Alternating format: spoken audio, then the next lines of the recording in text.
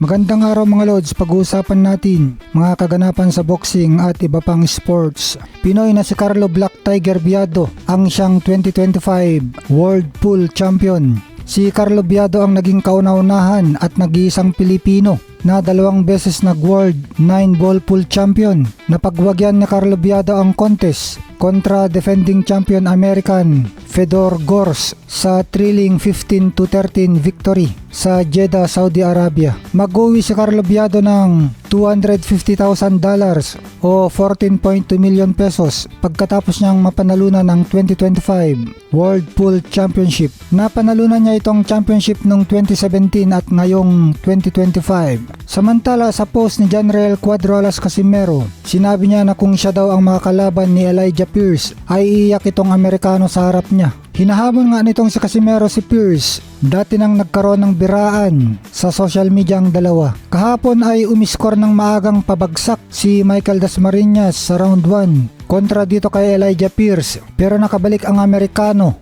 at pinabagsak ng 2 beses sa round 9 ang Pinoy at naka-score ng knockout para mapanalunan ang WBO International Featherweight title sa Atlanta, USA. Hinamon naman ni Elijah Pierce si Naoya Inoue pagkatapos ng panalo niya kay Dasmariñas, pero di niya binanggit si Casimero. Sa ngayon ay nakay Inoue lahat ng belt sa super bantamweight division at milyon ang kikitain kapag siya ang kinalaban. Sa ngayon ay alam natin na walang promoter si Casimero.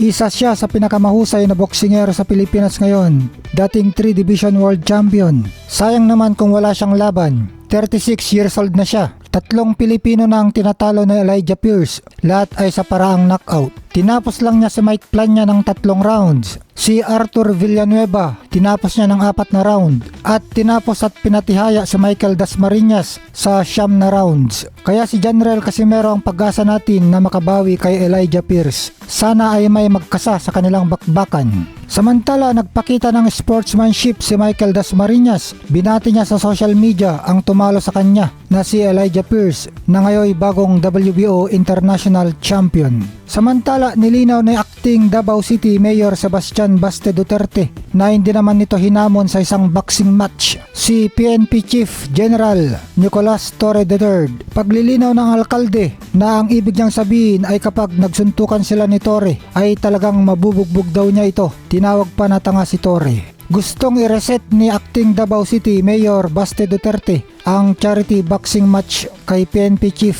Nicolas Torre III. Sabi ni Baste na sa Tuesday na lang daw dapat kasi may gagawin siya ngayong linggo. Sa kasalukuyan ay tinuloy pa rin ang match sa Rizal Memorial Stadium ngayong araw na ito ng linggo. Nagbigay pa ng professional referee at medical personnel ang Games and Amusement Board para matiyak ang kaligtasan ni Torre at Baste. Punong-puno naman ang Rizal Memorial Stadium ng mga tao. Talagang inaabangan ang laban ni Torre at Duterte, kaso mukhang hindi dadating si Baste.